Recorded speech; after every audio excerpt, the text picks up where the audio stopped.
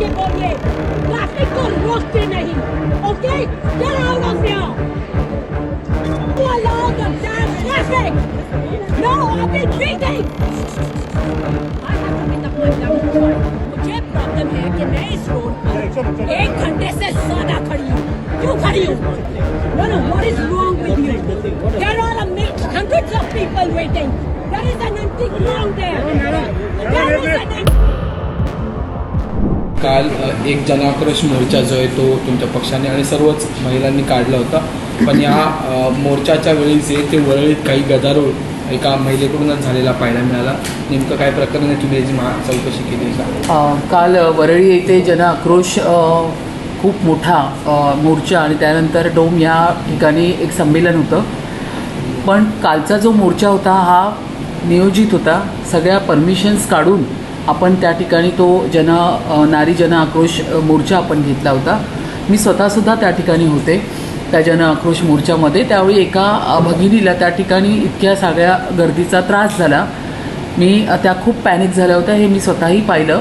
जर त्यांना त्रास झाला असेल, तिथल्या काही लोकांना त्रास झाला असेल, पण आम्ही संपूर्ण परमिशन घेऊन त्या ठिकाणी होतो. तर एक मुंबईची महापौर म्हणून, मुंबईची या ठिकाणी प्रथम नागरिक म्हणून मी दिलगिरी व्यक्त करते जर त्यांना त्रास झाला असेल तर. पण या ठिकाणी सांगायचं आहे की इतक्या उन्हामध्ये, इतकी उष्णतेची झळ असताना पूर्ण महाराष्ट्रातून महिला आल्या होत्या.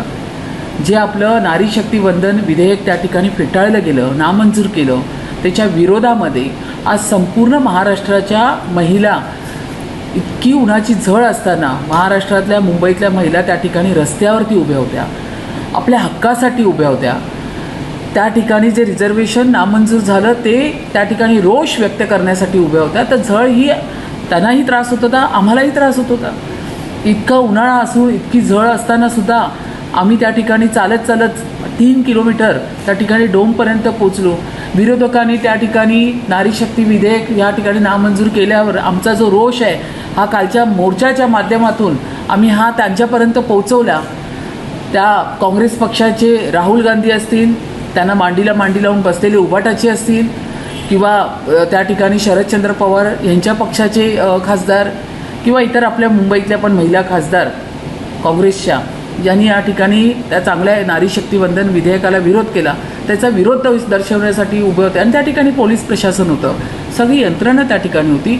पण त्या माझ्या भगिनीला तिथे त्रास झाला जास्त गर्दीचा. ठीक आहे, मी या ठिकाणी सांगितल्याप्रमाणे आम्ही दिलगिरी व्यक्त करतो आहे, पण हा जो मोर्चा होणं पण तितकाच गरजेचा होता. ताई, या संदर्भात अनेक व्हिडिओज आहेत ते सोशल मीडियावर टाकण्यात आले. खासदार वर्षा गायकवाड यांनी सुद्धा याबाबत जे ते ट्विट करून जे ते तुमच्या मोर्चावर टीका करण्याचा प्रयत्न केलेला आहे. बघा, हा व्हिडिओ बऱ्यापैकी सगळीकडे व्हायरल झालेला आहे. आणि अर्थातच आम्हाला खासदार वर्षा गायकवाड यांच्याकडनं दुसरी आता अपेक्षा राहिलेलीच नाही आहे. त्यांनी नारी शक्ती वंदन विधेयकाला या ठिकाणी विरोध केलेला आहे.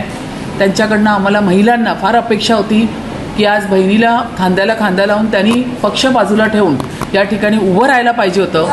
त्या ठिकाणी रोहिणीताई असतील किंवा इतर सगळ्या असतील, पण ह्या सर्वांनीच त्या ठिकाणी विरोध दर्शवून अशा पद्धतीने भाष्य केलं.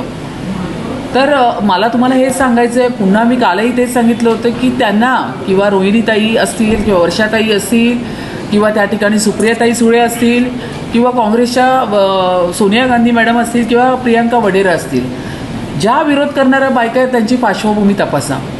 त्या सगळ्या राजकीय प्लॅटफॉर्मवरती त्या घराण्याशाहीतून आलेल्या महिला आहेत, म्हणून त्यांना सामान्य घरातल्या महिलेची झळ त्यांना कळणार नाही.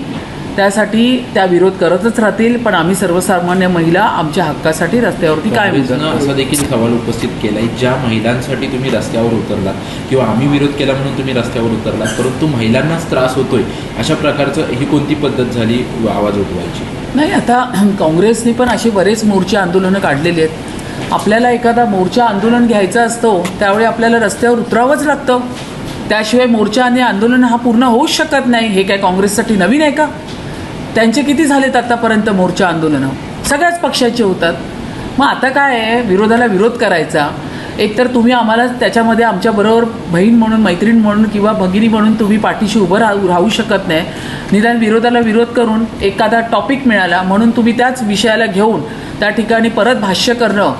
उलट माझी ह्या तुमच्या माध्यमातून मला त्यांना हा मेसेज द्यायचा आहे की त्यांनी या ठिकाणी बोलायला पाहिजे की हे नारी शक्ती वंदन विधेयक जे आलेले आहेत त्या विधेयकाला आमचा पूर्ण पाठिंबा आहे. येणाऱ्या 2029मध्ये मला फार बघायला आवडेल विधानसभामध्ये आणि लोकसभामध्ये जास्तीत जास्त महिला त्या ठिकाणी प्रतिनिधित्व करतील. गिरीश महाजनांवर ज्यावेळेस त्या महिला संताप